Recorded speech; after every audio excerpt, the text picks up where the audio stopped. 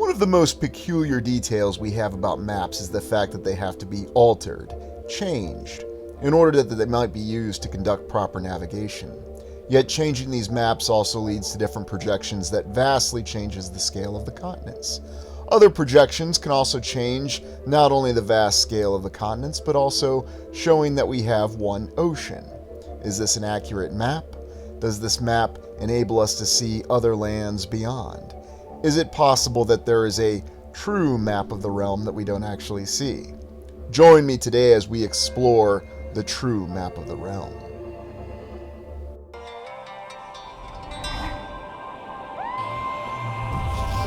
One of the questions that I've been asked numerous times by viewers, some channel members, and even people that I encounter in my day-to-day life, and yes, I do encounter some interesting characters in my day-to-day life, is there a true map that really represents everything that we have in the lands? Is it out there somewhere? What does it really look like? Well, I thought I would give you the best answer to that question in this particular exploration. Now, you may recall live stream when we looked at the Unknown Lands Part 2, I had some strange maps that I displayed. And one of my favorite ones, of course, shows Hyperborea being at the very center of the land, or the top of the globe, however you want to see it. Remember, I'm not so specific about that. And I think I've explained why on many occasions, why I'm not so specific about the shape of the land. There seems to be something, how shall we say, that's very programmed when it comes to the shape of the land. So by all means, you believe what the shape of the land is and what you really want to believe it, and you believe it for whatever reason. I will always ask, though, have any of us actually been in a position where we have the true perspective to see the shape of the lands? Well, the answer is no. Unless, of course, those astronauts are telling the truth. That's always a possibility, and I don't discount anything. However, if that is the case, why is it, how shall we say, somewhat ambiguous to have follow-on images? Well, perhaps it's because of all the limitations that they tell us, and that's all the truth. I know that's not what we think here, but anyways, on to what the real answer is, or at least what I theorize the answer is. Is there a map that shows us the shape of the lands? Well, these are the maps that we tend to encounter and we spend a lot of time on. And these various maps, for what we understand, they do show the shape of the lands that we see. And they do tend to reflect what we expect them to be. Now, one of the questions I may ask, and I'll ask you, and when I say I may ask, it's when I'm in conversation with the people I encounter in day-to-day life. Did you see the recent disaster movie Greenland, apocalyptic movie? And one of the questions about that film is, do you recall the scenery that they had of Florida when, the asteroid struck Florida? And they were showing live footage, satellite imagery, and video that displayed the entire panhandle of Florida. Very, very well rendered too. Now, granted, this was in a movie. And the question I would ask, and I'll ask you now, do you ever see any sort of imagery or video that shows you large-scale sections of land like that? I'm just asking the question, have you ever seen it? Or is it only available in that movie? Now, would we see something that shows all of Europe? Well, purportedly we have images and video that do show it, even though it's, let's just say it's not as well rendered as it was in the film Greenland. Maybe there's a reason for that. But can you even find even closer aerial imagery or video that shows you Sicily and the boot of Italy? These are just questions I'm asking you. Again, I'm not leading you to any conclusions, just asking you to think about all this.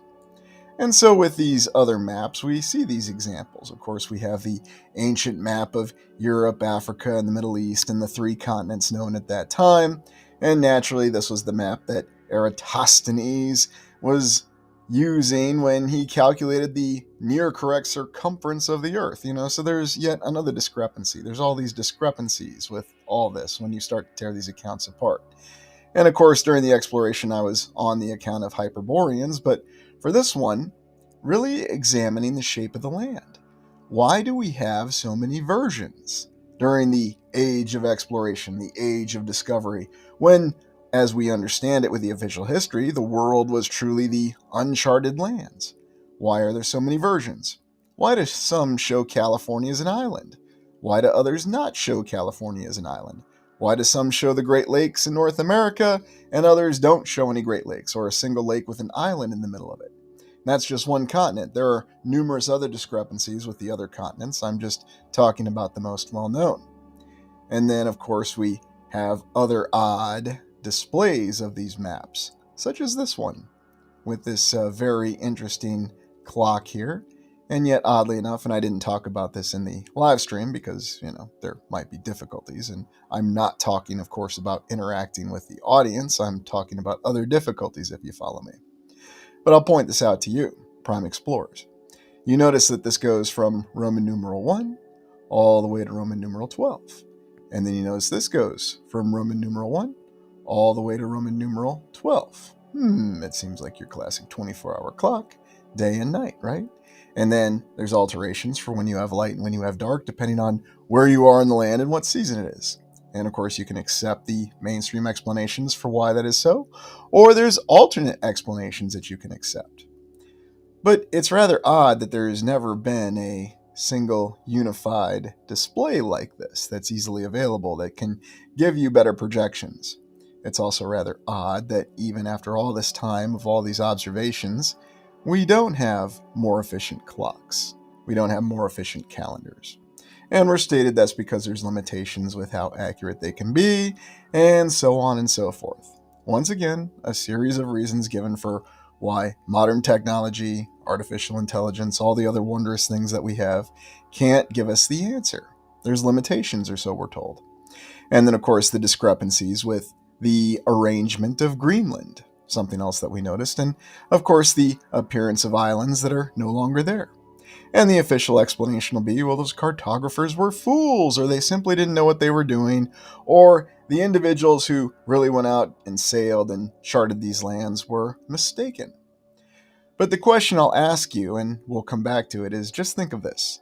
If this map was proven to be mistaken with subsequent explorations, subsequent sailors, mariners that went out there and said, no, there's no Friesland out there. No, Greenland's not oriented west to east. It's more south to north, or north to south, or however you want to say it. And it's a lot closer to Canada.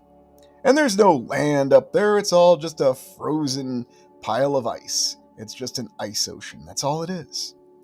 Then don't you think that the monarchs, or their descendants, or the same nations, would do something about the fact that, yes, we had once published maps such as this, but they were incorrect. And here's official statements that they were incorrect. And we've had the cartographers, or their descendants, punished appropriately. At least that's what we would expect. But you look at all these maps and you see so many different examples and you see so many discrepancies in all of them. But yet there was never a single retraction by anyone for anything, oddly enough. Now, what do I mean by retraction? There was never an official statement that these maps were incorrect. During the time, of course, after the 1800s and in the 1900s, we understand that these maps are incorrect. But are we just going to take that at face value? Or is there a possibility that all these different maps that we look at have a completely different account to them? That maybe every single one of these maps, when they were actually charted, were absolutely correct. For example, you have this very interesting landmass all the way over here. Oh, it's just New Zealand. Yeah, that's not New Zealand. There's no way you could see that as New Zealand. Well, it's Australia, and that's New Zealand right there. Are you sure?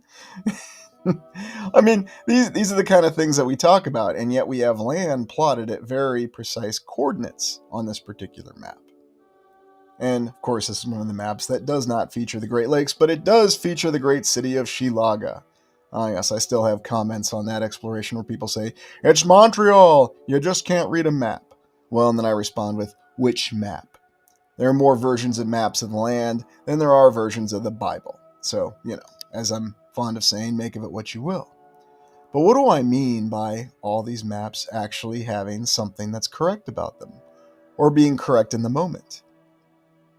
I ask you to consider the possibility that all these maps were correct when they were made, that these were the actual observations that were what they really saw with their eyes, the explorers who saw these lands.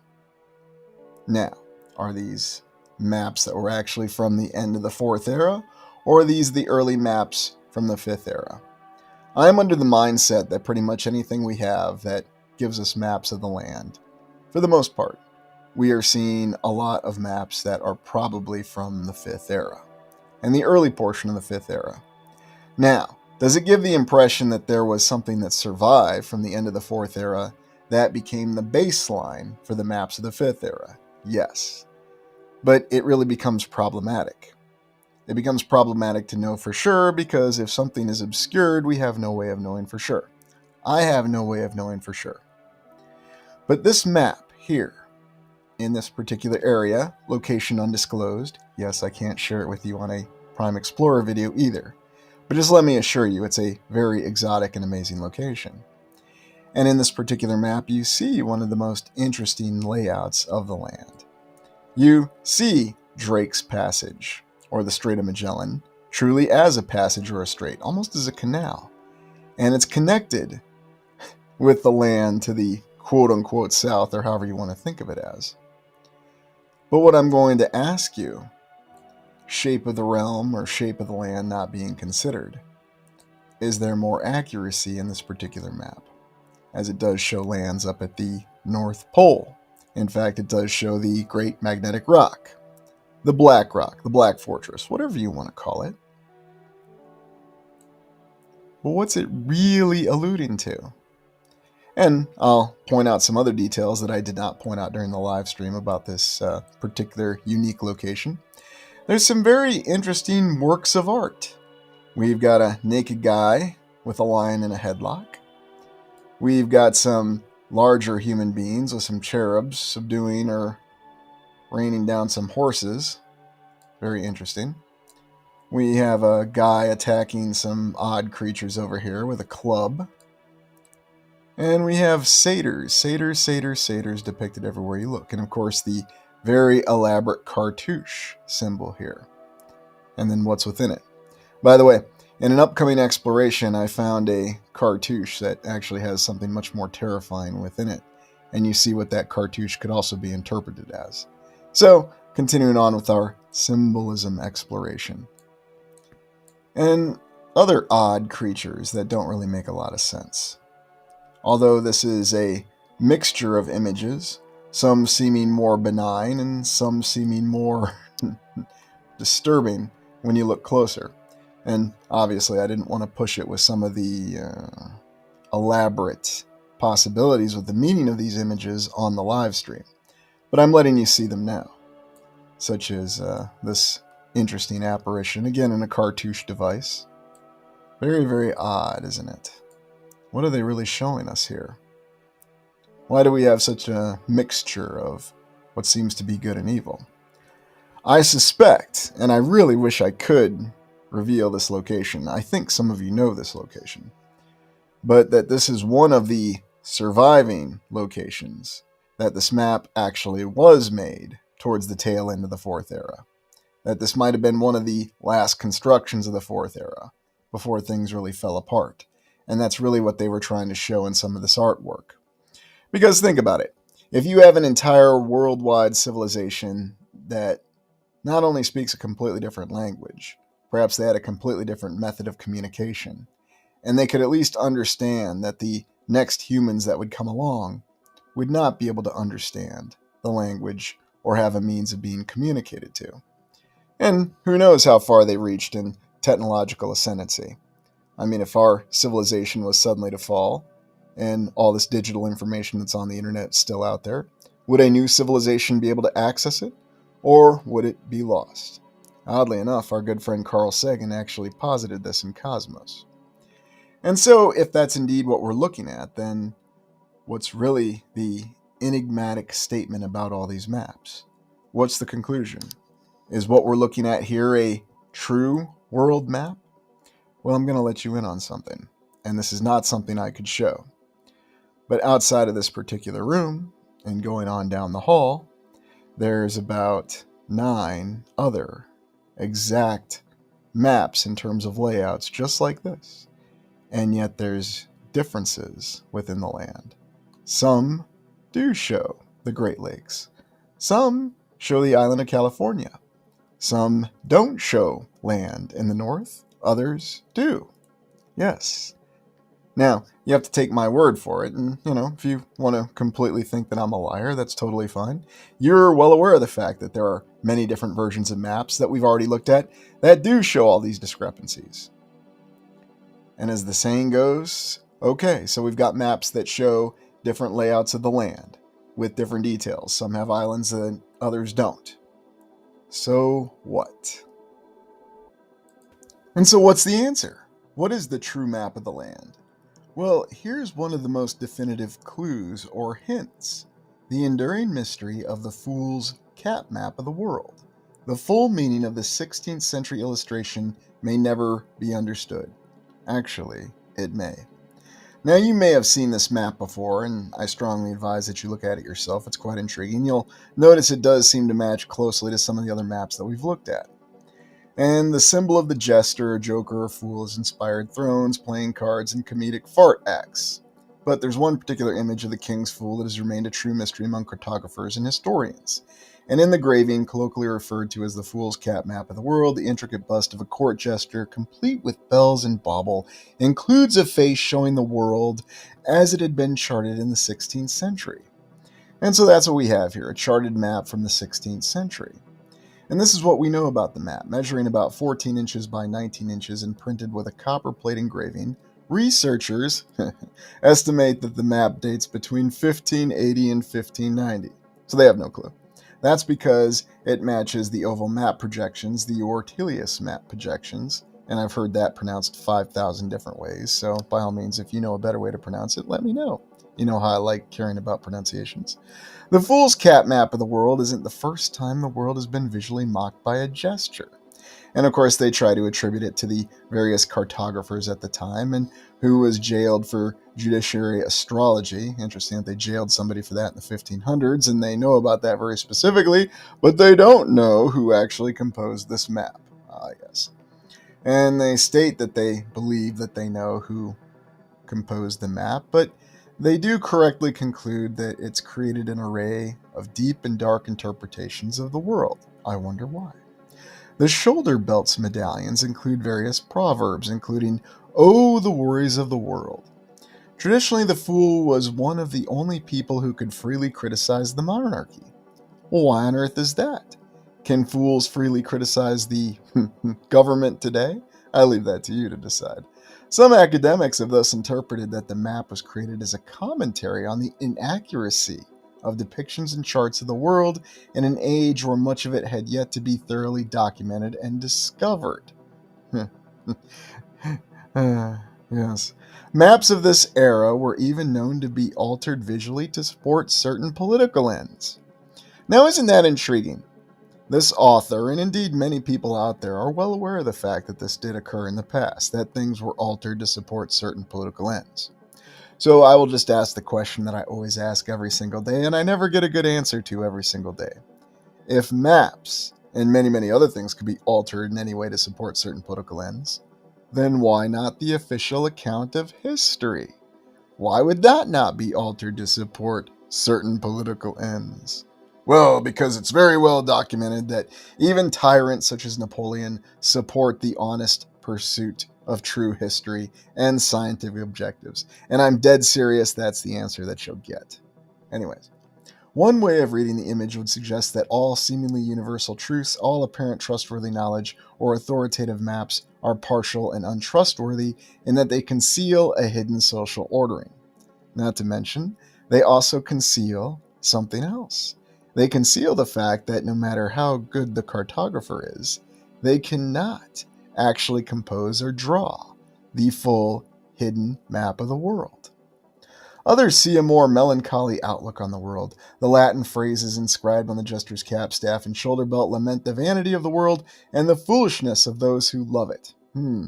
Some might try to attribute that to the Gnostics. Of course, we can't ask any Gnostics because every single one of them were killed. On the staff is the phrase, "Vanity of vanities, all is vanity." And one of the medallions of the shoulder belt says, "Oh, the worries of the world." The quote on the bottom of the map sums up the message of the map. The number of fools is infinite. That's probably one of the truest statements out there, isn't it? But yet, Is it someone playing the fool, or is it someone being the fool? And if you really want to understand why the fool could criticize the monarchy, watch the film The Northman, which, fortuitously enough, the fool is portrayed by Willem Dafoe. I'm not kidding. The world is quite literally a foolish place. The uncomfortable truth told by this map is that the world is a somber, irrational, and dangerous place, and that life on it is a nasty, brutish, and short. Well, that's one way to look at it. But something else I want to go back to.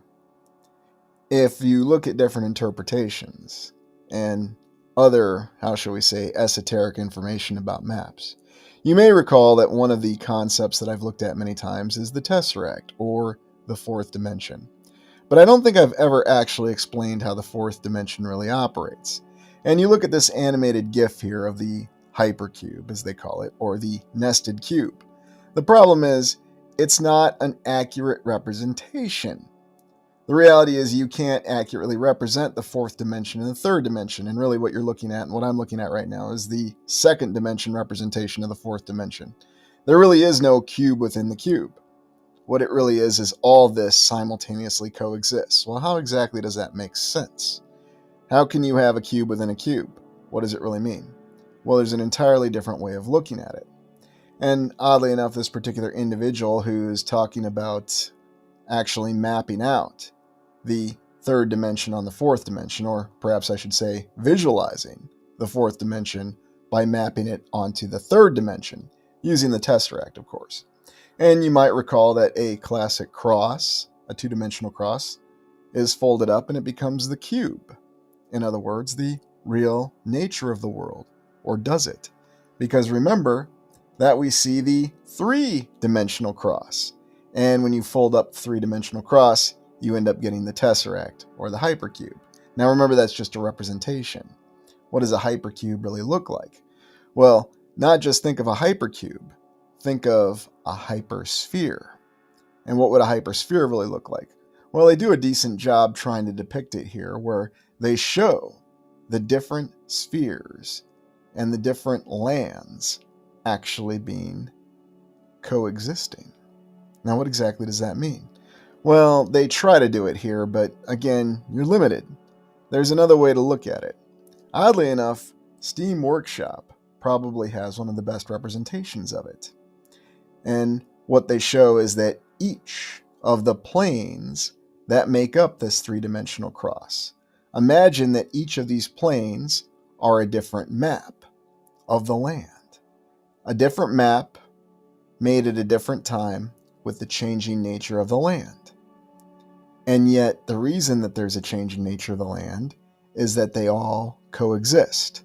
I know what I'm saying sounds relatively out there, but just stay with me for a moment. So just imagine that S is one map of the lands. A is another map of the lands. B is another map of the lands, and so on and so forth. And yet, it's possible that all of these different actual physical existences coexist at the same time. Now you're probably asking, well, how is that possible? It's possible if you were in the true fourth dimension, if the nature of our existence really is four-dimensional. Now, I can't prove it, and there may be a lot of variations on it, but perhaps that's what was really understood by the last civilization. Perhaps they'd achieved that awareness and it was lost. And the Fool's Cat map was really just a little bit of a warning, or maybe they were even poking fun at realizing that the knowledge would be lost. Or maybe they didn't have a sense of humor at all, who knows? I have no idea what the society was like in the previous civilization. Or maybe that was their best way of trying to throw us a clue. Because you look at how these layers can actually be built upon one another and yet coexist. So then the question would be, okay, well, how do I jump from one layer to another? How do I go to the lands where there are no Great Lakes, just an example? Or maybe I want to go to the lands where California is an island. Sounds like a nice place. And who knows, maybe that California is operated a little better than the California that we have. I don't know. Just speculating. But if you really think about that, and you think about the concept of coexisting, are we talking about parallel realities? Or are we talking about something completely different? Are we talking about a much more malleable existence. In other words, our existence can suddenly change and shift. And this is how we can suddenly explain things such as the Mandela effect and all these other so-called psychological aberrations that we have relentlessly. I mean, if you look at this, plane of fire, plane of air. Think about the Terra Infinita map. What if it is possible that instead of all those lands being spread across a vast two-dimensional plane, they're really a much more limited plane, but they're unbounded? It sounds crazy, but yet it also seems to make a little bit of sense. And of course, I could be completely wrong. And so what is the answer? What is the true map of the land? And the answer is all of the maps are the true map of the land. That you have to superimpose them on top of one another.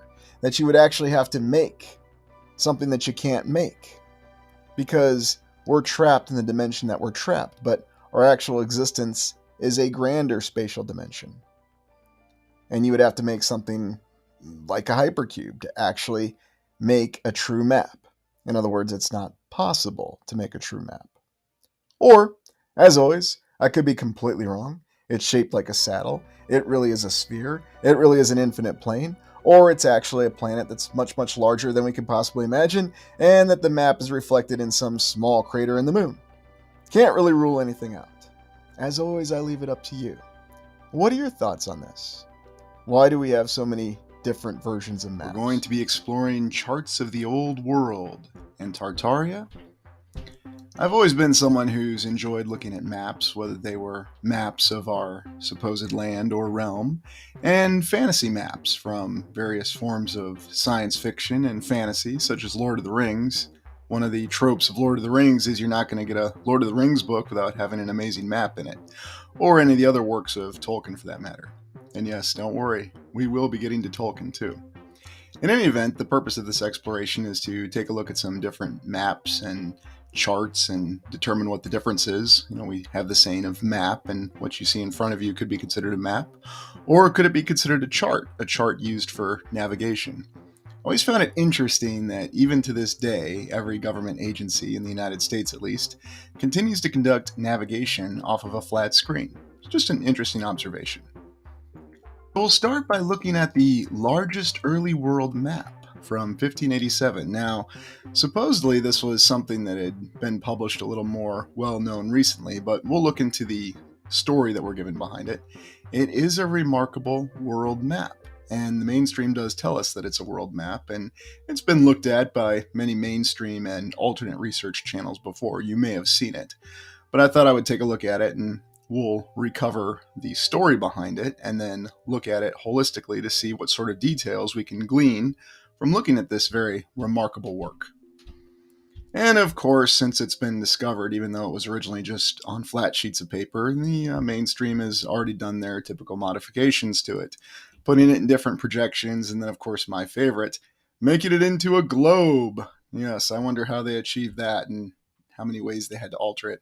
I remember way back when I was in grade school, I think it was around third grade, where the teacher taught us that the reason that when they took maps and put them on tables, pulling them off of the globe, they had to put them on different projections, because if they didn't, they wouldn't be accurate. And she used the analogy of taking the peel of an orange and trying to put it down flat on a table. Absolutely correct. But I wonder how it would work in reverse if you took an existing map and then tried to put it around a globe. Well, it'd probably be a lot easier. Let's look into the story that we have behind this map, shall we? Let's see what they tell us about the origin of this largest early world map.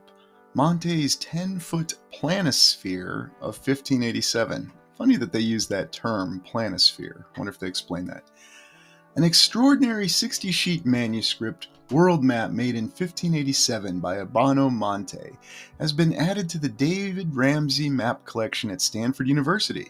At 10 foot square, this map or planisphere is the largest known early map of the world. It was hand-drawn by Monte in Milan, Italy, and only one other manuscript copy exists. The digitally joined, well, that doesn't sound ominous at all, does it? 60-sheet map image below is the first time the map Monte made has been seen as one unified map, as Monte intended, in the 430 years since it was created. See all the individual sheets here. Monte's map reminds us of why historical maps are so important as primary resources. The North Polar azimuthal projection of his planisphere uses the advanced scientific ideas of his time. The artistry in drawing and decorating the map embodies design at the highest level, and the view of the world then gives us a deep historical resource with the listing of places, the shape of spaces, oh, that sounds good, and the commentary interwoven into the map. Science, art, and history all in one document. Until now, Monte's manuscript map was seen as a series of 60 individual sheets. The only assembled version is the small single-page key sheet of the series. Fortunately, they found that too. Now that we have joined all 60 sheets digitally, accomplished with great skill by Brandon Rumsey, we can appreciate in a new way the extraordinary accomplishment that Monte made. The assembled map, just over 10 feet in diameter, is one of the largest, if not the largest, world maps made in the 16th century. And how did they know that? What if there was another map made in the 16th century that didn't make it to contemporary times? Oh, well, we'll just go with what they're telling us. The degree of detail and decoration is stunning, and the entire production is surely unique in the history of cartographic representation. Monte made his map to serve not only as a graphical tool, but also to show climate, customs, length of day, distances within regions. In other words, to create a universal scientific planisphere. There's that term again. In his dedication on Tavola, he specifies how to arrange the sheets of the planisphere and makes it explicit that the whole map was to be stuck on a wooden panel 5.5 braccia square, about 10 feet, so that it could be revolved around a central pivot or pinned through the North Pole. This was never done, but now we can do it virtually. Of course, we can do anything virtually. Monte's 60-sheet world map digitally assembled into a 10-foot planisphere. It's a very interesting story, and here's the overall planisphere, and we'll do some analysis on it in a second, but I want to do a little analysis on what we're told. So we're supposed to believe that they found these 60 sheets. Where did they find them? I'd like to look into that story. Did they find them in a lunchbox in what remained of Monte's house in Italy? Did they find it inside of his toilet? Was it buried in a box in the beach that some treasure hunter found? No more detail on that. Just we have these 60 sheets and there's only 2 copies in existence. And thanks to the magic of wonderful modern technology, we could scan and join these 60 sheets to make a planisphere. A planisphere that is still a flat sheet or a flat map. Okay. Well, make of that what you will. And then furthermore, this whole concept of the fact that this is the largest map, and they just make that broad declaration. Why don't they say it's the largest map that we know of? And again, I'm playing it from the perspective that everything that we're told in history is accurate, and at least as accurate as we can believe. Of course, as we found out yesterday, when judges store historical documents and keep records in a shoebox in their office, it tends not to work so well. So I wonder what technique Urbano Monte had that he was able to preserve this remarkable map that he clearly intended to be a planisphere with poles, even though once all these sheets are scanned and put together, it looks like a very flat map to me. But fortunately, our contemporary scientists in making sure that we have an accurate understanding of what the realm looks like, because remember, it's a scientific fact. It's proven beyond any shadow of a doubt what the shape of the realm is. And yet when they put it together, they give us this flat sheet. But don't worry, they've put it on a globe. Whew, I know, you're all breathing with a sigh of relief. So anyways, let's take a look, and we'll start from the center. And isn't it interesting that in what's depicted as the North Polar region, it looks like we do have land. We have a very significant landmass there. Now, is it under the ice? Was there not any ice there? How exactly were they able to chart this? We'll have the typical explanations that they just simply didn't know what they were doing back then, or they were making extrapolations based on observations that were later proven scientifically to be incorrect. But you can see it right here. They had a landmass depicted at the North Pole. Looks like you potentially have Greenland here, North America here, Asia here, Europe right there. So it is a pretty accurate map when it's put together. I still don't know why they call it a planisphere, because it's supposed to be something representing the planet. It just seems like that's a very erroneous term. But that's just my estimation of the map or chart, if you will. And yet it seems like you have very accurate depictions of lines of latitude and longitude, so potentially you could use this to navigate with. So quite remarkable. Looking at what was still the New World at that time, as they called it, supposedly, if we go off the historical narrative, we see Florida and the Caribbean, and all the way down Isthmus of Panama connecting to South America. And when we explore down to South America, we see that they depict the Cape Horn almost connecting with the landmass that we know to be Antarctica. Although I just won't gloss over that anymore, depicting all these lands on the outer perimeter. Because when you lay these sheets flat, well, it is a map or chart that's depicted flat, that they call a planisphere. Yes, of course. And yet it seems that you actually have the main continents surrounded by rings of land. Now, could Australia be depicted? And let's talk about Australia a little bit. It's important. We don't want to forget the land down under. So, would it potentially be over here? Is this it? Did they just not know? Interesting considerations. And you have to wonder what's really being depicted in these lands in the outer portion of this so-called planisphere. It's very fascinating. And of course, that's why the modern historical and scientific interpretations will tell us that no, this is not a passageway or a channel leading to other lands. And no, this is not a flat map. And our realm is not a disk. It's very clearly a sphere. Don't make us tell you again, okay? It's been scientifically proven. Don't mind the fact that the images are very inconsistent. So in any event, take it for what it is, make your own conclusions, but it is a very remarkable map, and the overall depiction of the entire land, at least as we know or understand it, is remarkable. And depending how you interpret it, are these channels, are these gateways to other lands? Well, if you just take it literally, if you just go off of your own observations, and you don't factor in anything which you're told with preconceived notions, one could very easily make that interpretation that yes, these are channels, these are gateways to other lands. I'm just going off of what's being shown on the map. So, very remarkable, very detailed, and I think we need to look into a little more detail on each of the sections of the map. So they've provided some nice blow-ups for us, and it looks like we start right here with, looks like Africa. So we've got Cairo right here and the Nile. And very remarkable. And some of the depictions here, very clearly a camel right here.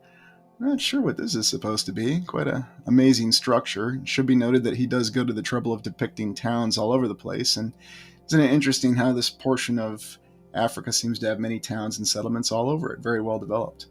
Not sure what kind of creature this is. If anybody wants to let me know in the comments, it's pretty remarkable. I don't know, are we looking at some sort of dragon creature with its head upside down, or is it something else? Gigantic salamander. In any event, very remarkable. He has the pyramids depicted. 3 of them. 3 great pyramids in the Giza Plateau, supposedly. None of the satellite pyramids, of course. What's this supposed to be? Not sure. But very remarkable depiction and lots of great detail on this. So I certainly agree that this is an amazing work of art. And could it be used for navigation? Potentially. Especially with what they knew at that time. Remember, this is 1587. Well, let's take a look here. Looks like we have Northern Europe, and this is very remarkable because I featured this on the actual title of this particular video, because here you see a different layout of the land. So here we have Northern Europe, we have the Scandinavian nations, Norway, Sweden, Finland. Looks like we've got the United Kingdom over here, Britain, Wales, see, I remembered at that time, Ireland, Scotland. And yet up here we depict Greenland, and this is not how we're used to seeing Greenland depicted. It almost seems like it's very much out of position. And a lot of other lands that are between what we're told is the North Pole and the northern edge of Europe. So very remarkable. Amazing detail though, and again you have to wonder, was this accurate at the time or whenever this map was composed? Because yes, we're told it's 1587, but I think we all have our particular questions about that. And again, I still wonder how they were able to find these amazing 60 sheets. Where were they stored? What's the story behind that? But in any event, I want to focus on this a little bit, and we'll take another look at it later because there are some connections, especially when we get back to Ireland, concerning the origin of the people called the Tuatha De Danann. That there was a time when they had moved north and had gone to the lands beyond. And of course, it's that dirty, dirty word that people like Harrison Pate don't like us to use because they'll call us extremists, and that's the existence of the land of Hyperborea. I don't see how referring to that land could possibly be considered extremist, but when you're in the mainstream, you have that power. You can just label anybody who disagrees with you an extremist. In any event, very beautiful depiction of Europe and the lands there, and quite remarkable. Let's move on. Now, this is really fascinating because this is supposed to be a depiction of Japan. And this is where you have to wonder, because we know this looks nothing like at least what we believe Japan looks like now, with the main islands. And this is 1587, so this was a good decade before Pilot Major John Blackthorne found his way to Japan. If anybody's ever read Shogun or seen the miniseries, it's a great miniseries from 1980 with Richard Chamberlain that depicts the historical first contact between the English and the Japanese. It's quite an amazing story. And even if it's just a fictional story, it's a very entertaining story. As for the historical detail behind it, well, who knows? In any event, what is interesting to note in this depiction of Japan is just how full of cities and development it seems to be.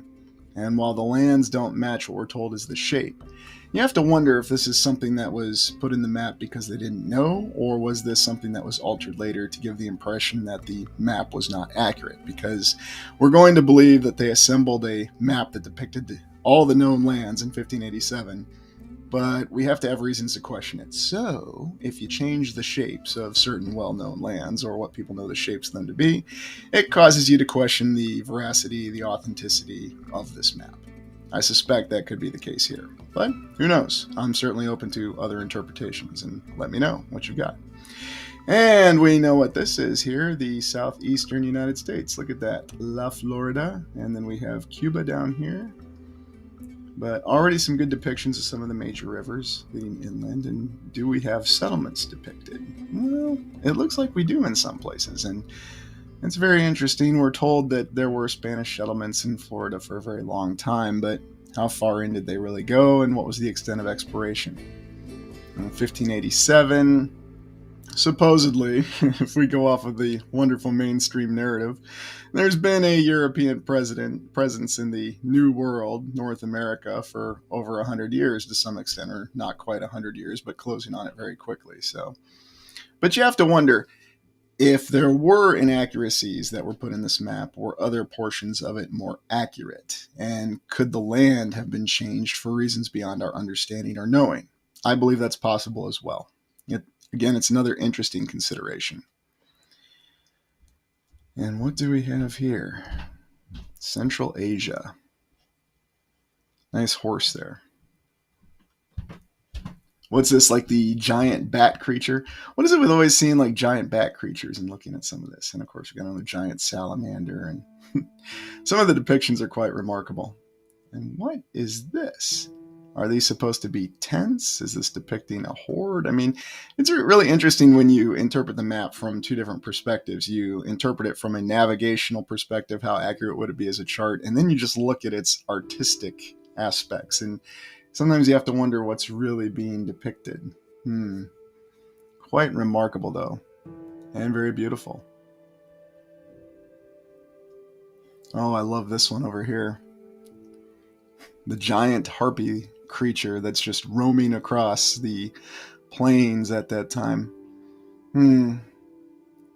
Heading back and forth from the Ural Mountains, terrorizing the populace, and yet it was just a legend. Let's see what else we've got. This is supposed to be southern Chile. Ah, yes. I'm glad they did a close-up of this, because here's where they depict Cape Horn, which we know and we're told is one of the most difficult areas to sail to this day, and yet here it's connected with this land that they considered the unknown land, terra incognita, as they called it, but what we call the Antarctica now, and where we had Admiral Byrd going down, and he kept going down just about every single decade of his life to do additional explorations, after he took a little break to fly over the North Pole. Again, some remarkable depictions Although it looks like we have animals that we're more familiar with, unless they're depicting gigantic birds that flew around and carried people off, as in legends. And while I talk about that, and I'm somewhat taking it from a non-serious tone, I think there could be something serious, though, with what's being depicted in the maps. That's something we have to consider. It is safe to say that there are numerous accounts of different sorts of life forms that may have been in our known lands, and I'm not taking that off the table, and that's something else we'll explore in the due course of time. Oh, look at this. So here it looks like you have Poseidon, who's escaped from his millennium-long imprisonment under the sea, and now he's terrorizing ships. What exactly are they showing here? Venezuela. So that portion there of South America. Again, remarkable detail. The rivers, the peoples, and again, you have settlements there. And yes, we know there were settlements. We're told that there was a previous existing civilization, according to the mainstream, the Aztecs, the Maya, and even going back further, the Toltecs, although how the heck they know that is beyond me. If somebody knows, let me know in the comments how they came to that conclusion. So just a remarkable series of details in this planisphere, as they call it, although let's be honest, it's a world map that fits on a flat sheet that you can convert to go around a globe like you can any other flat sheet. But I still wonder about its origin. Oh, what do we have here? Does anybody know what this creature is called from myth? Let me know in the comments. I'll see if anyone's a little bit more familiar with that. Although, this is very incredible. Just some of the imagination that went into this. I mean, let's just think about this. You're a cartographer in the 1580s, and you're working diligently to put together this map. And while you're being accurate with your lines of latitude and longitude and what's supposed to be a relatively newly explored land at that time, you decide to use your imagination and throw in some really interesting creatures. Look at this. Yes, he just decided to look at mythology, and he was going to throw those in to make the map look more pretty, and I'm sure that would get him additional funding from the crown, although it probably didn't work, and that's why he had to take all sections of these maps and hide them in his toilet, where they remained undisturbed for 400 years. You have to love the mainstream account. And supposedly, these are the pictures of the individuals that he was dedicating the map to, or whose favor he was seeking, because that's another theme that we get from that particular time, is you needed the favor of the royalty because they controlled all the money, and your potential prosperity in life, whether you were a cartographer, an explorer, or whatever, depended on having their favor. Yes, it makes sense to an extent, but it's a story they rely on a little too much. Quite a number of figures, so maybe he's depicting other leaders in other lands, or at least trying to give us the impression. And who knows if this was on the original map or if this was added later, because remember, this entire map was digitized and put together. And this is remarkable here because this is a very useful chart determining times of day and when you have daylight and nighttime. And that's a very remarkable and accurate scientific observation, and that's one that we can do to this day. So again, that's included with this map as well. Just so many details and so many different aspects to this so-called planisphere. I mean, really, I think there's another name for it, but there's a reason why I prefer to call it a chart instead of a map. And really, since you have accurate lines of longitude and latitude, this is a chart that you could potentially navigate with. Just watch out for the terrifying creatures that are trying to eat you along the way. And who knows, maybe there was a time when they existed. Very remarkable across the board. Now let's take a look at Mercator's map of the North Pole. And I know this has been featured on many different channels, and there's been a lot of different analysis done on this particular map. I always found it remarkable, though, that the way it was depicted with the North Pole was the magnetic rock up here. Now, there are some statements that there could be a very large mountain at the North Pole, many different names to it. The original mountain, perhaps this is where humanity originally came from, and they just simply don't want us to know that.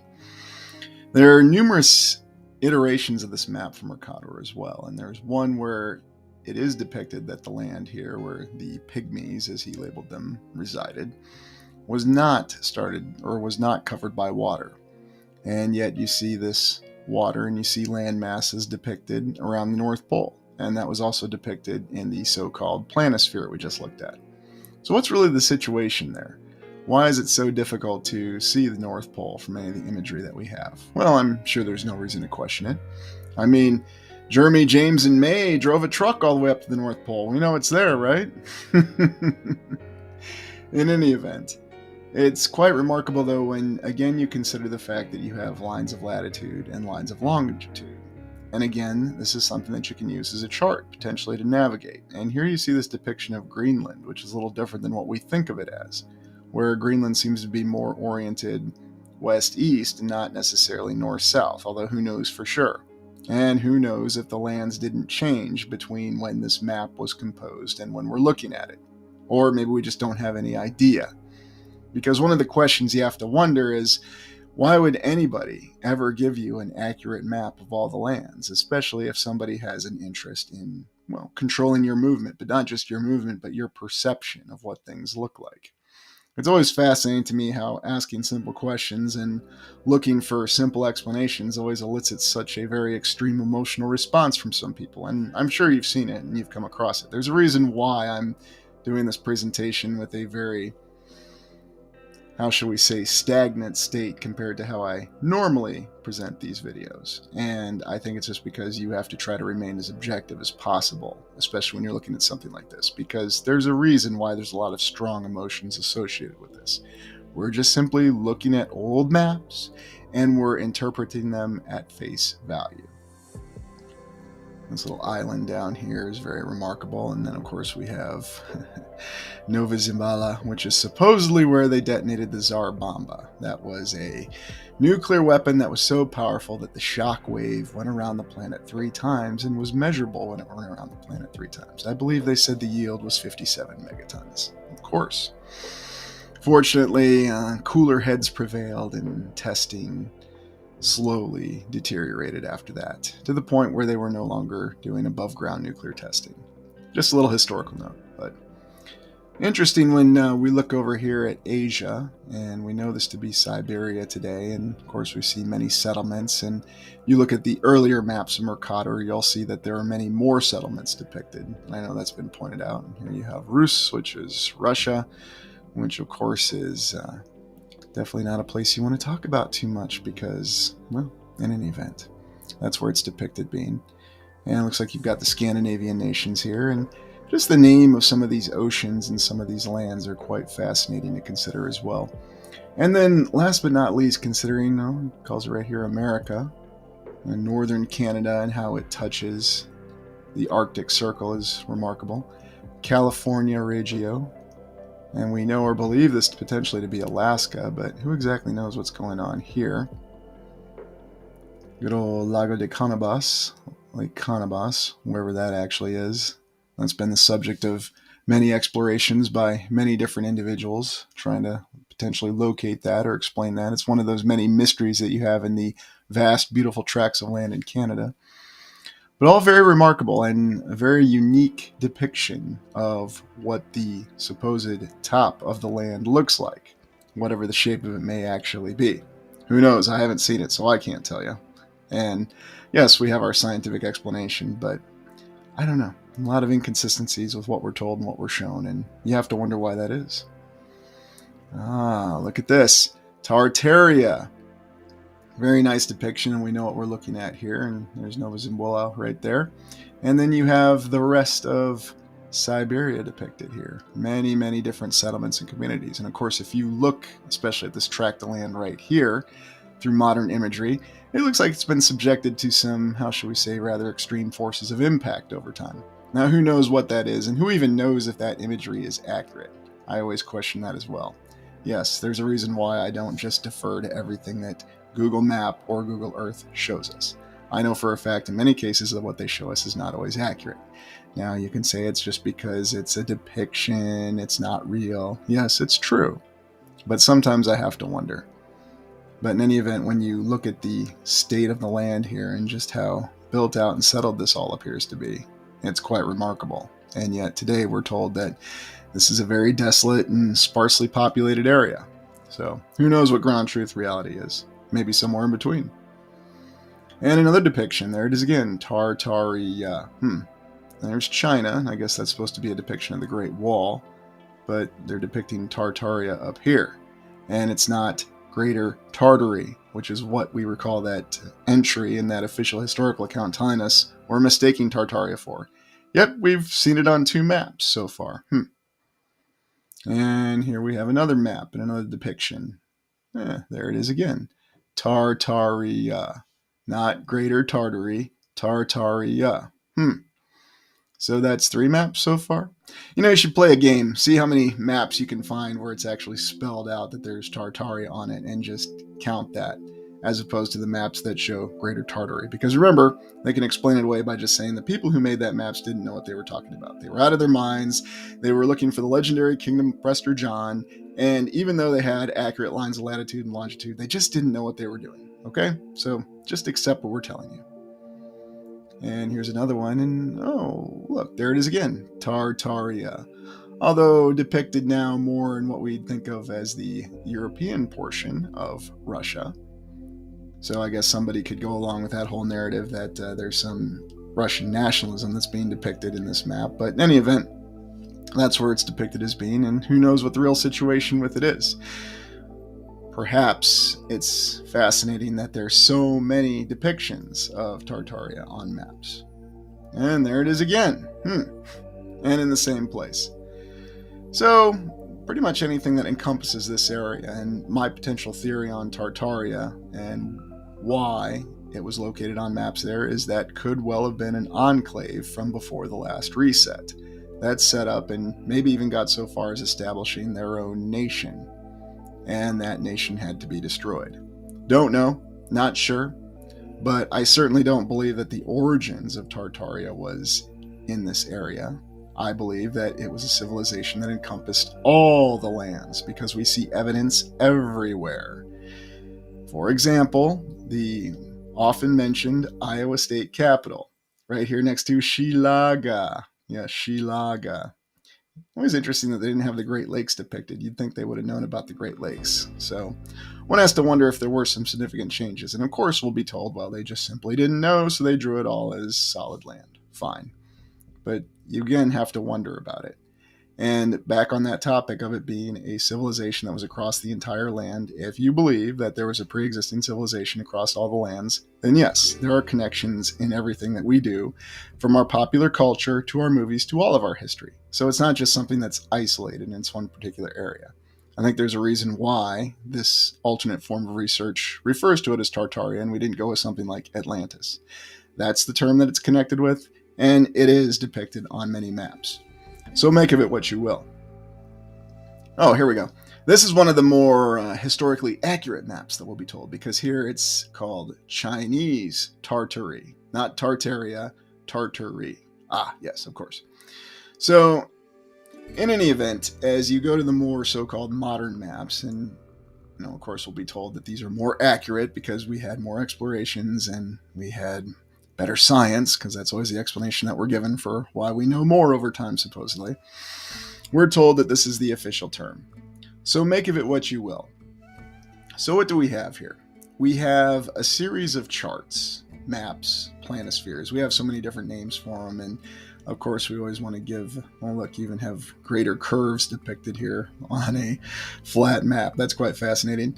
Where's Carl Sagan to come back to give us his explanation about how a two-dimensional creature could figure out it's in a three-dimensional realm by being able to walk all the way around the realm and end up at the point that it started in while going the same direction? Just a little problem with that, Carl, and everybody knows this. You can't walk from any spot on the known lands and walk in the same direction and end up at the spot you started at, because you either have to swim and or fly. Very unfortunate that you can't do that. It would be really cool if you could do that. I might be one of the first ones to volunteer to do that. Even if it's going to be 20, 30,000 miles, it'd be very interesting, wouldn't it? So make of it what you will. We're just looking at maps and we're extrapolating what these maps were attempting to tell us, whatever time frame they were taken in. Could these maps have been altered and changed? Absolutely, but it is an interesting exploration. What happened was, this image is apparently, oh yeah, there you go, the Van Allen radiation belt. Yeah, is there a radiation belt? Is it a plasma field? Is it something else entirely? Not really sure. But back to the whole concept of moon maps reflecting the Earth of the land. What really changed for me from my perspective is the concept of the Middle Ages, the medieval time frame. Apparently, this image was proof that all the people in the medieval time frame knew and believed that it was a spherical Earth. Although, like I said, in the official historical write-ups, they always use the term round.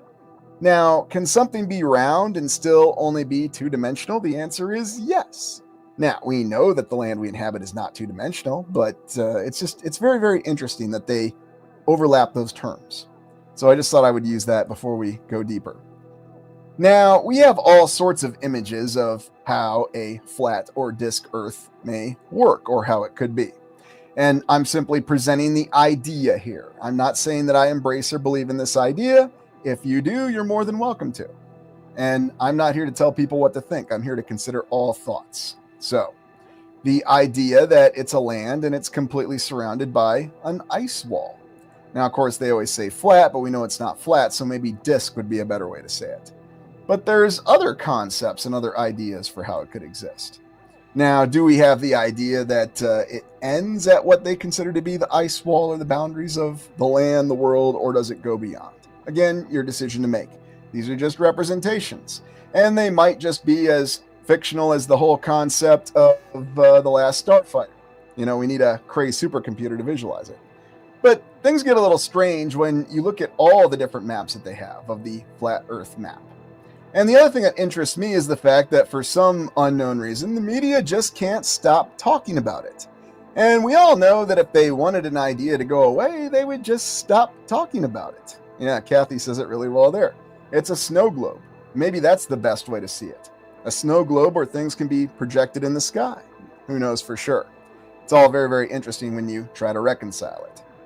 But moving on past these different flat maps we have, we also go back to this concept here of the system of geography and the concept of the terrestrial globe and the celestial globe. Now, interestingly enough, the terrestrial globe showing you the layout of the land on the globe or the sphere, but then oddly enough, the celestial globe showing you the layout of all the great objects, you know, obviously the constellations, the stars in the sky, both working on a spherical concept. Of course, there's one challenge with it, regardless of however you perceive it. Whether you're trying to ascertain the existence of the terrestrial globe or the celestial globe, remember that you can't see everything, because if you're on one spot of the globe, you obviously can't see what's on the other side of it, right? But of course, we can do this with observations, with time, and of course, superimposing the images. And so you could say that, yes, in this particular perspective, the scientific fact that we're given, that's presented as fact, and it's funny to me because Carl Sagan never once said anything about fact. He only said it with evolution. It's a fact. It really happened. He never had to say it, apparently, for the stars, at least not in 1980 or 79 when they made Cosmos. But interesting that there are these two different depictions of this, a terrestrial and a celestial globe. Now, I want you to keep this idea in the back of your mind about the celestial globe. And don't necessarily hold on to globe, but hold on to the concept of the difference between the land that we're on, terrestrial, and the land that we're not on, celestial. I know that sounds counterintuitive, but we, at least in our minds, understand that we could go visit. well, not really, but we could try to visit the 7 continents, but there's all kinds of issues of that. Maybe you heard about that flyer who was trying to get to Antarctica and the trouble that he had, but whatever. There's also this concept of old models of what existence really was. The Ptolemy model, the heliocentric model, all these different ideas that, yes, Earth was at the center of the universe, but Earth really isn't at the center of the universe. Of course, from the concept of solipsism, every single individual is the center of their own universe. So how do you really look at it? It's just another interesting thing. And then, of course, you see the term celestial bandied about again. Now, what I find really interesting, and I showed this during the Terra Infinita exploration, there was actually a full-up flat Earth map that is recorded and stored in the Library of Congress, apparently added on December 8th, 1920. Why in the heck would they retain a flat Earth map in the Library of Congress? Because they wanted to remember the time, and remember, historians now tell us that most people in the Middle Ages, the medieval times, hundreds of years before 1920, mind you, didn't believe in flat Earth. But yet somebody did this map and the Library of Congress decided to retain it? Why? Does it mean something else? Is it to confuse us? Did they just make a mistake? Or was it all about honestly preserving the very interesting history? And that's where things get very intriguing, is when you try to reconcile those discrepancies in history. Yeah, there you go. Unnatural moon. Absolutely right. People defending it hate truth. Yeah, and Jamie says it very well. It is suspicious. At best, it's suspicious. And then, of course, we have some of these other maps. This is from Claudius Ptolemy. And you may recall we looked at Eratosthenes, and Ptolemy apparently knew that the Earth was a sphere or a globe, just as Eratosthenes did, But strangely enough, in his maps, he only had 3 continents shown, and Africa's really strange here. Africa, Asia, and Europe, just like Eratosthenes. And obviously we're missing a lot of land on this particular map that says it's a world map, but whatever, just didn't explore it. But very interesting. Another individual from that time frame, antiquity, as historians called it, the classical Roman era. Was Ptolemy a Roman citizen? We're not really sure. But then during the Middle Ages, the medieval time frame, when they all knew that it was actually a globe, they had this kind of map. And we do get some idea that there's more continents on this. I think we're almost up to 5. I don't really think Australia's on this one, unless one of these islands is supposed to be Australia. But we've got Asia, Europe, Africa. I guess you could even say North America's an island on this. They just hadn't explored it yet. Or are they just trying to give us the idea they hadn't explored it yet? Very, very interesting. And of course, this is the map that when it shows the top, the northern portion of what we consider the Arctic, there's this interesting pyramid structure up there. And here's the pyramid structure over here. Just fascinating. Maybe someone was just stylizing the map. I don't know. Maybe it doesn't have any actual representation, because apparently during the medieval time frame, when people were all superstitious, yet they all knew that they were on a round globe Earth. Was it round? Was it globe? I don't know. They say round, but make of it what you will. That they would put such things on their map that weren't really true. And then these other strange maps that you have from that time frame. And, there's no shortage of mappamundi that we can look at. But it's odd to me that all of these incredible thinkers, these polymaths from antiquity, who knew, at least were informed, knew that we were on a sphere, a globe. They measured it using different means of measuring shadows in Alexandria, so on and so forth. They only ever drew maps that had 3 continents. And they never seemed to depict any sort of globe or sphere. Very, very strange. I don't know. Now, we go back to Mercator. And we've looked at this Flemish map maker many times, and this is his world map from 1569. Now, why am I reviewing Mercator before we look at the moon maps? Because, believe it or not, Mercator actually came up with the method of projecting our modern maps that are still used today. Oh, yeah, and funny about this here, Promethean Aham stole Ptolemy, trust me, bro. There's been a lot of questioning of Ptolemy from modern scientists, that Ptolemy ripped off his observations or altered his writings to match his observations. It's really, really strange. So I guess everybody gets questioned. KC, leaning ahead again. Mercator, North Pole map. Well, not only did Mercator do that very incredible map that KC mentions, he also did the first practical world maps. And here is that lovely North Pole map, again, as though you all are reading my mind and know what I'm about to show. And so, remember, this is highly questionable. What the heck is at the North Pole? Why do we have these 4 series of lands here? We know it's just an ice cap, right? A frozen ocean. But Mercator drew this map. There's pygmies up there. There's all kinds of crazy things up there. But you can't really go there. There's some sort of gigantic rock. On that other map, it was a humongous pyramid that was very symmetrical. I'm sure it's just representations. And, Mercator didn't actually go to the North Pole, so how would he know, right? Well, here's where it gets really interesting. Here's what Mercator is famous for, in addition to doing all these maps.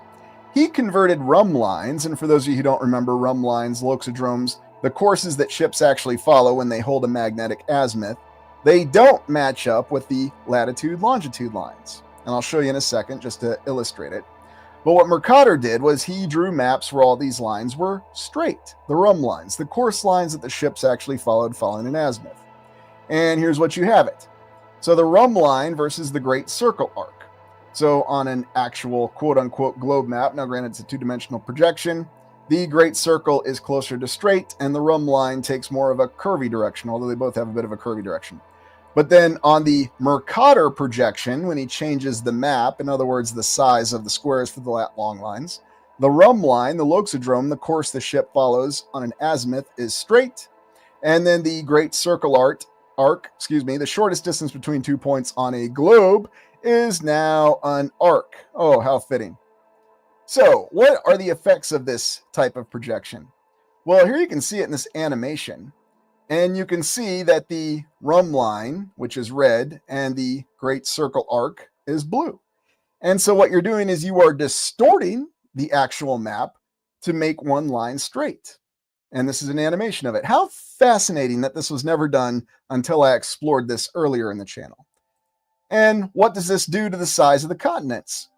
Well, when you do this Mercator projection, here's what you have. You have a discrepancy in the size of the continents. The further north and south you go from the equator, the greater the discrepancy. So, for example, a lot of people don't realize that Africa is much, much larger than we realize as a continent. And places like Russia and Greenland, especially in the northern islands of Canada, they are much smaller. Again, this is the price of imposing this projection of Mercator. So you can actually have straight rhumb lines and loxodromes. And my goodness, look at Antarctica. Suddenly it becomes relatively small. Well, no wonder Captain Cook missed it, right? I mean, it's still a little larger than Australia, I think. But, he found Australia, but he missed Antarctica. But he did confirm there wasn't a continent down there by missing the continent that was down there. Don't ask me to explain it. But a lot of people aren't aware that the actual size of nation states are very, very inflated. I mean, the United States a little bit, Russia quite a bit, but Greenland, it's very, very dramatic. And even all these islands up here. And especially when you see it up here, you have to ask the question, is this the projection or is there some other force going on here that's causing this? Yeah, there you go, Matt. Size matters. Well, especially when you're traveling on distances. So, there you go, Squiggles. The sea is very dangerous down there. It's also very dangerous up there. Because you may remember in this area where we have these discrepancies, where these islands that suddenly seem very, very close together, well, suddenly they're not so close together. It's very strange. And so, really, it gives you the impression there is mystery.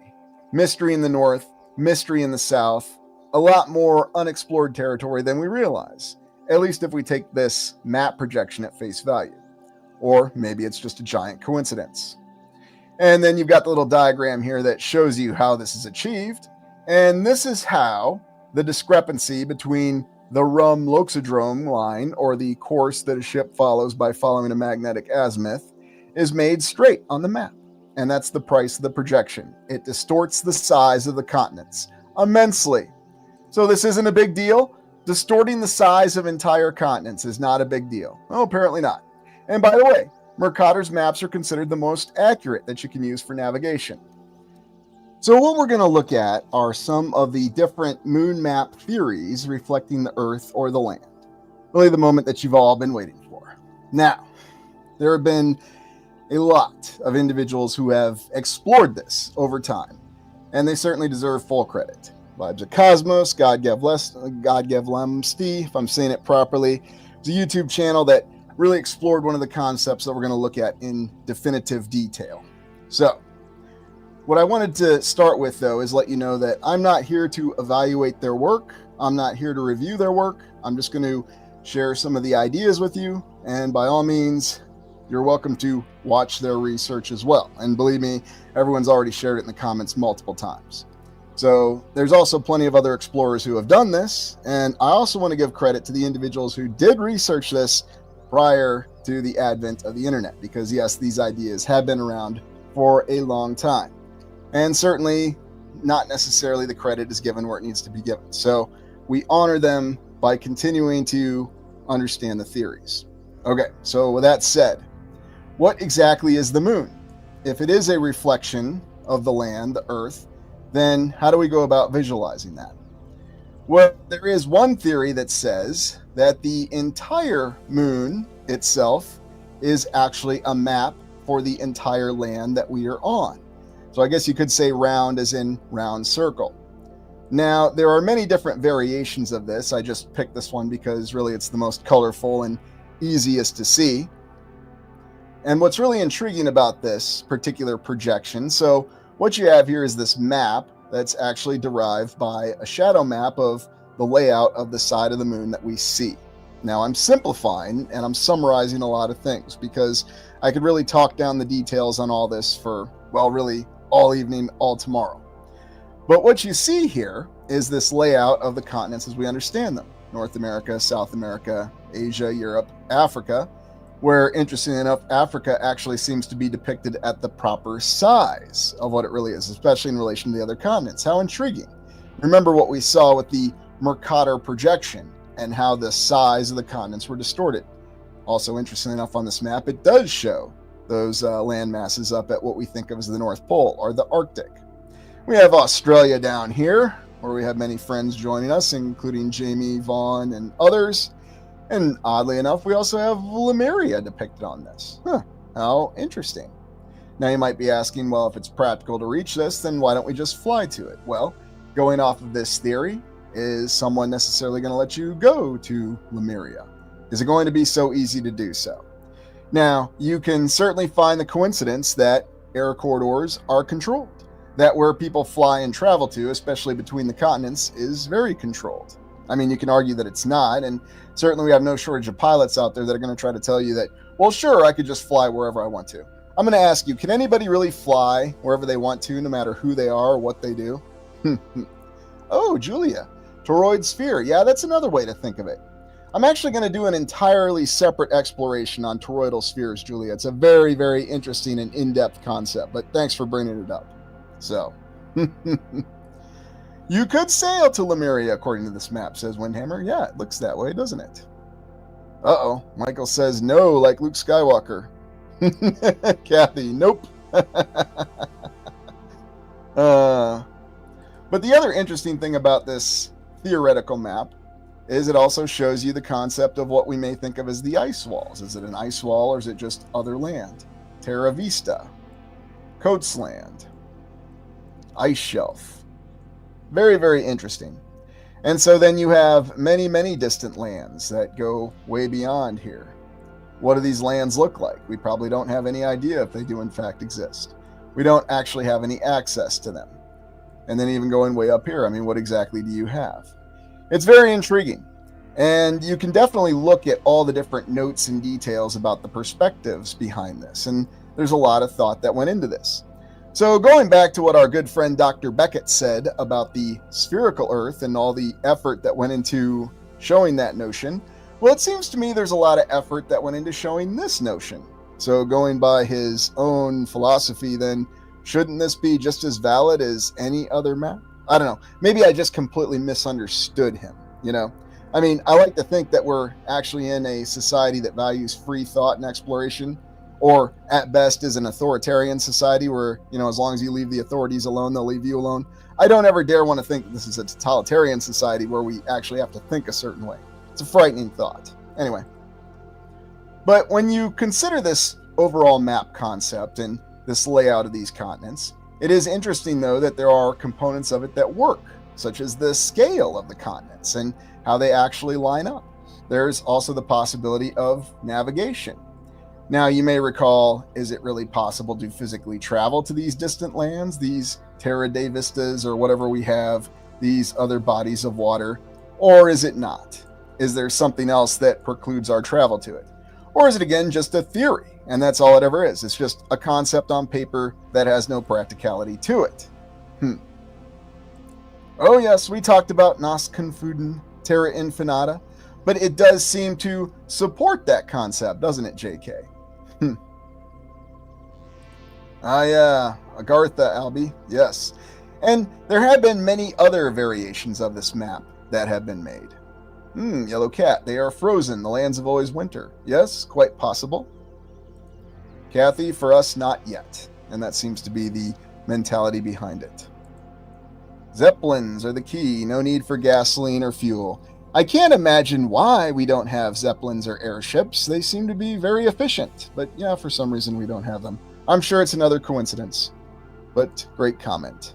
And so these are the maps that show the entire concept of Moon as a map. And then, of course, you can find many earlier other concepts of maps beyond the ice wall, showing you the continents that we recognize on the inside and then working your way out beyond the ice walls. And of course, this is the very baseline of the Terra Infinita maps. Although I will say that the idea of the ice walls and lands being beyond the ice walls is far older. Like I said, it's been around long before the internet was accessible to most of the population. And I think it was all around before DARPANET even. But I don't know that for sure. Now, we're going to look at the concept of crater worlds. And this is just a representative symbol of it. And I start by showing some imagery of a crater on the moon. The Sulpicius Gallus crater. I'm not pronouncing it properly. Give me 1 second here. Sulpicius Gallus crater. There we go. Had to switch into Latin mode there. So you see, malfunction in the mind. But this particular crater was used as a case study in what may actually be where our continents and our land lies. The concept of craters. And this was all the research done by God Gev Lamsty, and also, and I'm sure I'm not pronouncing it properly, but also John Levi covered it when he paid tribute to these works and gave credit to the research and all the work that was done. The idea that all of the known continents, well, at least 6 of them, were in this particular crater, and that the moon itself is merely a reflection on a plasma field, that the moon represents the entire map of the land. But if all of our known continents fit in this small little crater, then how big is our land? It really gives you the impression that it's far larger than you can ever begin to imagine. That you just have these craters that have these different lands within them, these different worlds with multiple continents, and suddenly the entire size and scope, the magnitude of our existence, our reality, becomes infinitesimal. Yeah, as KC says, that's wild. But if you think about what we've looked at with the ideas of Terra Infinita and many of the older flat Earth maps that show this, then that's exactly the idea that this reflects. You see what I did there? But just imagine that. And so this is one way of visualizing it. Now, these are some of the maps that have been alluded to from that particular individual whose company is now the main entertainment company in the land, Disney. But over here on the left, you have the crater where the continents fit in. And then what other lands do you have? Other worlds? Other entire lands where there are continents? What's possibly going on if these places do exist? What if this really is an actual representation of the land? What if the lands really are this extensive? And the questions go, well, how exactly do you reach these lands? How much distance are you really covering? What if it really is 200,000 miles from, say, the crater where our continents that we're familiar with are, and this other crater, this hypothetical crater, not necessarily named, or some other point of interest, where there's another series of continents or inhabited lands? What's the actual distance? How would one go about reaching these lands? And what kind of desolate wastes are you going to cross? Is it a gigantic icy tundra that goes as far as the eye can see? Is it some sort of other inhospitable arid land that we've seen in all those images from during and around the Civil War? Or is it something else entirely? Suddenly the possibilities become endless. Yeah, where are the moon landing sites? Sea of Tranquility, Ubu, technically. And good luck trying to see it through a telescope, too.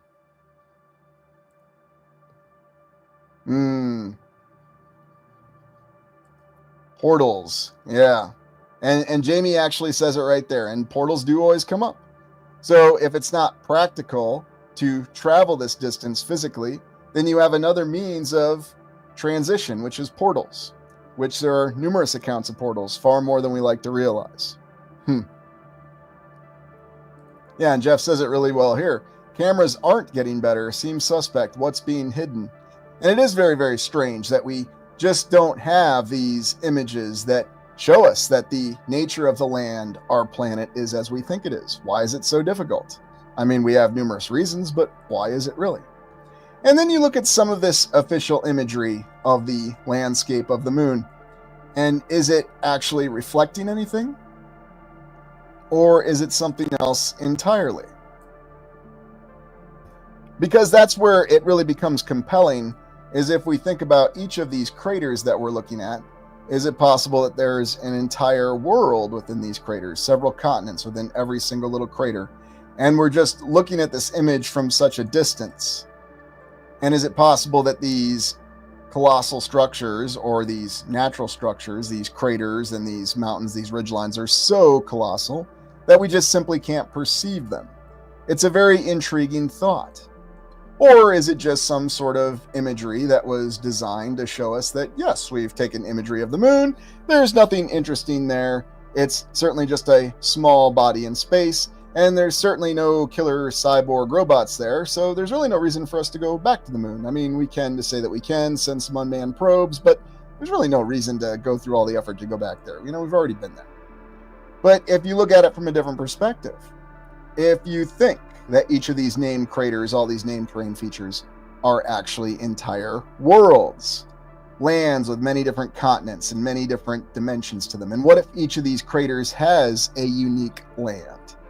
And if, as Jamie says, we transition to them from portals, is there an entirely different existence in each of these craters? Then suddenly, just looking at this on a two-dimensional map from the physical limitations, the extent of our lands is far beyond our wildest imagination. And here's where things get really strange. Because from mainstream science, we understand that the existence of the entire universe, all matter within the universe, is large beyond our wildest dreams. And yet here we can see this representation of land with many worlds in it that's large beyond our wildest dreams. Again, another constant in what's supposed to be diametrically opposed ideologies. Or, you know, as some would say, one's a fact and one's merely a theory. One's a fantasy, one you shouldn't be thinking. But you think about these moon features that you can actually see with your telescope, how well you can see them. What are they really reflecting? Will you look at the moon a completely different way after this exploration? Now, will you see it a different way? Craters are scoring from plasma currents, not impact craters. I've heard that one, and I've also heard the electric theory as well. But all good theories. Hey, Queen Peachy Keen, good to see you. Yeah, we know more about the moon than inner Earth. Definitely seems to be the case, doesn't it? Texas. The moon rocks turned out to be petrified wood. Well, at least one is. Well, who knows what the rest are? Might actually be from the moon, or it just might be chunks of coal that Superman picked up when he was going to make a diamond. Yeah, I made a Superman 3 reference. Go ahead. Old world, underworld. Maybe our world is a projection from the moon. That's a possibility too. Turning the theory backwards. Hey, Sean, gravity is still taught, even though it's a theory. Well, it's very interesting how things are taught as fact, even though they're theories. Just watch Cosmos and watch Carl Sagan do it. He does it a couple times. Very directly, too, no less. So, anyway. Michael, from the generation that had names for their own.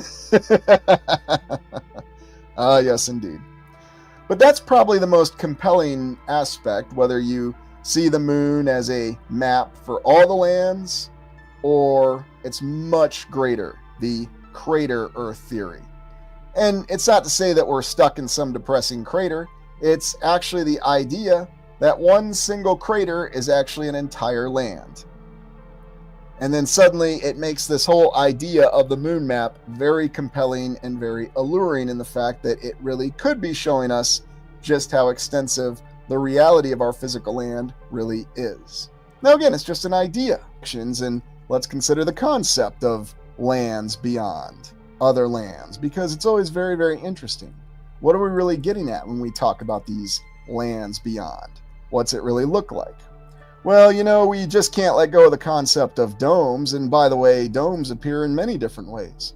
For example, we've got cool golden domes for America, our missile protection domes. Yes, I mean, why don't we just build a giant dome over the United States if we want to protect it? Wouldn't that be easier, you know? I mean, you'd think we'd be able to do that. This is the United States, after all. Don't tell me it's prohibitively expensive. Think of all the jobs that there would be in that. Now, facetiousness aside, it is interesting, though, that we reference domes so much. They come up a lot.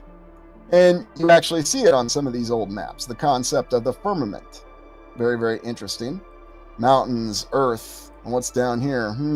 Hades. Doesn't sound very happy. I remember when Mr. Burns said, blast his hide to Hades.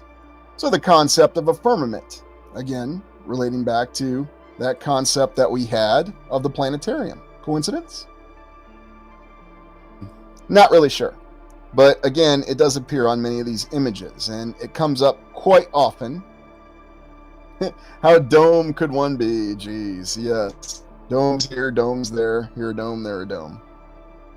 Yeah, I know, I'm just being facetious about the joking, but you do see domes in science fiction and quite a bit. And whether we're talking about Epcot Center in Disney World or wherever, they come up. Let's not forget Logan's Run, one of my favorite science fiction films from the 1970s, the great dome city that survived the cataclysm. Now just imagine if those lands that are depicted in Terra Infinita are gigantic domes. Now, are they natural domes or are they domes of some other sort of material? You know how they like to talk about dark matter and dark energy in space, although nobody has any idea what the heck it really means. Yeah, the actual scientific concepts, I mean, they try to explain it. Basically, it's a way of explaining that which we cannot explain. Or if you're a fan of Star Trek, we call it technobabble. Of course, there wasn't much technobabble in the original Star Trek, but the less said about that, the better right now. But then there's also the geodesic domes in many different scales. Now, you may recall that picture we looked at, no, I didn't bother fishing it up, where they talked about building a gigantic dome over New York City. And you may recall in that old image of the great city of Bologna with the towers in Italy, they showed what looked to be a dome over it. Is that some kind of defensive dome? Did it have another possibility? And then this other idea. What if these lands are actually in craters? Now, it used to be easier to find images that would show, entire worlds, if you will, in a crater, but for some reason that's become difficult now. I can't imagine why. Or maybe I just wasn't up to the task of finding it, and, I was just being lazy. And if you want to say I was, that's fine. Or maybe I'm just playing it safe and just actually showing a regular crater just to communicate the idea. But this concept that maybe each of these lands in Terra Infinita, remember it's just a fantasy, it's fiction, is actually in a giant crater. And then you have the mountains or the ocean around it, and then what's in the crater is the lands. And then what kind of land do you have to cross to actually get to the next crater or the next world, if you will? Is it an inhospitable land? Is it a desert like this? Is it something else entirely? Is it all lava? Do we need to take our airship? Do we have underground transportation? That which we don't know. And what would we come across crossing these lands? Do we see ruins of other great civilizations that once stood? I always found it funny in Logan's Run how all the buildings that survived were old world buildings, including the U.S. Capitol. That, I guess, they built the dome during the Civil War because there wasn't anything else going on during that time, right? Oh, goodness. And, that whole concept of the carousel scene, which, by the way, was not in the novel of Logan's Run, but somehow it got in the film. And I'm just referring to this because the whole concept of people dying at a very young age, if you remember the premise behind Logan's Run, everybody dies when they're 30, or you try to run and get outside the dome. And they get blasted on this machine called the carousel, thinking they're going to renew, until Michael York finds out, you mean no one's ever renewed? The question has been answered, Logan 5. Do I get my 4 years back? No answer. Now, there's this other premise, and, whether you're talking about Hindu mythology or actual religious belief, however you want to say it, the concept of the earth being on elephants and a turtle. It also appears in the Discworld realm. And I don't think Jamie's on right now, but that's all right. And, it's one of my favorite stories to read about. So, lots of clues about the water above. Oh, yes, you're talking about looking at the sky. What a coincidence that is. Some say that we live in the eye of a blue-eyed giant named Macumber. Before that character took a nosedive. So, yeah, I know. I miss Terry too. Kylo's Ren Rage. Wonderful, wonderful creative mind there. Or maybe he was talking about something. And could you actually see something that's just completely out of the realm of possibilities? Lands that are just floating, disembodied lands, or are you actually looking at portals, skyways to other things? And I do like this representation because it really gives you that idea, that mentality of what it may be. Or could it exist in some other sort of fashion? Is it a giant sort of plate that we're on, a giant disc, but then it's surrounded by something else? I mean, the reality that we have could be very, very strange. Or, maybe we are just flying around on a giant turtle and elephants. And, you can either go rimward or hubward, going back to Discworld. It does match a lot of these concepts. And who knows what kind of creatures, we talked about dragons, giants, or even other terrifying creatures that you might encounter if you were able to cross the lands that do hypothetically exist between these worlds that are marked in the Terra Infinita series. So anyway, let's take a look at methods of accessing these other lands. How could we actually access these lands? Well, we've talked about it in quite a bit of detail, but just thought we'd cover it real quick here. What do we really have? Well, I think, with mentioning portals, I think that's some of the brilliance, whether Claudio made this up or he was divinely inspired or who knows. Like I said, I don't know the individual, but seems like he's a creative mind. And like I said, I haven't watched the YouTube channel, but certainly recommend it because these ideas are amazing. Do you access other lands with portals? Is it some kind of machine that's connected together? Is there some other means that we can access the other lands that we just don't fully understand yet? Why do we have this incredible cathedral in Florence, Italy that defies all convention? And you may remember the interior of it. Why do we have these ideas in science fiction franchises of these guardians, these portals that exist in these ruined civilizations? And of course, I'm showing a screenshot from City on the Edge of Forever. What an episode. And if you haven't watched classic Star Trek, I definitely recommend it just because of what happened. I mean, everything is brought out in that. The whole possibilities of existence, all in about 50 minutes of television. They also brought the idea back in The Next Generation when they found out about the Iconians. Yes, the episode where the Enterprise was malfunctioning. And they found there was a civilization that developed portals and gateways.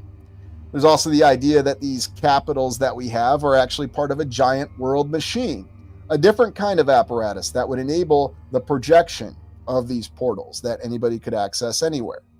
And so suddenly, travel across these vast distances that we don't even fathom or understand becomes practical. And then, of course, my old idea that maybe our entire reality is actually four-dimensional. It's a hypercube or a hypersphere.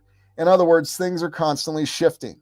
That's how you explain why you have four lands in the Arctic at one point in time, but then you have nothing but a frozen ocean there at another point in time. And maybe that's why there are elements, there are actually visual cues of evidence of both a spherical land, a flat land, and everything in between. Again, it's just an idea. I'm thinking outside the box, literally. And then, of course, looking on the inside of Florence Cathedral with all the portals that you have. Maybe it is an apparatus itself. Maybe the existence of everything is actually like this, where it is possible to access completely different lands and worlds just by a machine or technology that's been lost over time. So,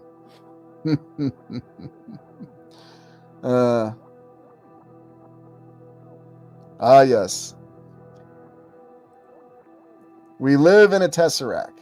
Well, and I've always wondered that, Michael. I think maybe we do. RB, my ADHD prays for that kind of travel. Well, it's the spirit of adventure in all of us. And I think, once again, that's why the Terra Infinita maps speak to us so directly, RB. So, the last idea I'll look at here in this exploration, is it possible that there were humans or the concepts of Tartaria that came from a completely different land? And so when you go back and you look at this original Terra Infinita map, and like I said, Claudio's improved it. You can definitely look at that at your leisure. But you see all these different lands that are so intriguing and all these possibilities. And, are they physically connected? Are they not? You could spend all day looking at this and coming up with all these ideas and all these possibilities for all these lands. And it's on a single sheet of paper. All these different waterways, all these different portals, and all these possibilities of existence. But I'll leave you with this. Is it possible that all these explorations that we've done, this entire civilization of Tartaria, the humans that come from it, that they actually came from these lands that are elsewhere. That somehow, some way, the very origin of what may be the most balanced civilization we actually ever had in our land came from somewhere else. The people, the civilization came from lands beyond. Because I was doing a podcast yesterday, and one of the points that we talked about is, how did you get these people who could build these things? How do you have these accounts of the historical Lucius Aurelian, the Roman emperor from the crisis of the 3rd century, that don't make any sense? A guy who was just completely incorruptible and was somehow able to bring together a shattered empire, unless it's telling a different story. Where do these accounts of these others come from? These giants, these creatures? Do they actually exist in these other lands? And you see how Terra Infinita actually ties us all together. Even the concept of the ant people, whether they were saviors or tormentors. The ant people possibly coming from other lands themselves. There are no limitations on these possibilities. The lands beyond being the origin of this great civilization. And maybe it even goes back further in the eras. Maybe the contact occurred much further in the past than we can begin to imagine. And that's how we have these incredible influences that have endured to this day. It's really, really hard to say. But I think that's where we can really leave the concept of Terra Infinita. Anyways, Michael says it well here. Just close your eyes and click your heels 3 times and think of home. Yeah, wouldn't it be something if it was that simple? And maybe that's why we have that concept. Maybe that's why we really see that, because that is the connection. So, and again, it's trying to explain all these things that we see, but we can't necessarily reconcile with any account, whether it's the official historical account or even the theories that we have in alternative research. So, Kathy says it well here. I do think we're getting close to many of the answers of our day, and that's why we keep searching and why we keep going. Anyways, I hope you enjoyed this exploration. I know this was a special Wednesday exploration, and I appreciate everyone joining me. And if there is a demand for it, I will definitely be delighted to take a look at other unique maps from other explorers if there is a demand for it. So by all means, let me know. Tabor, after I die, I'm going to come back and let people know what happens. Yeah, I wish we can maintain the consciousness to do that.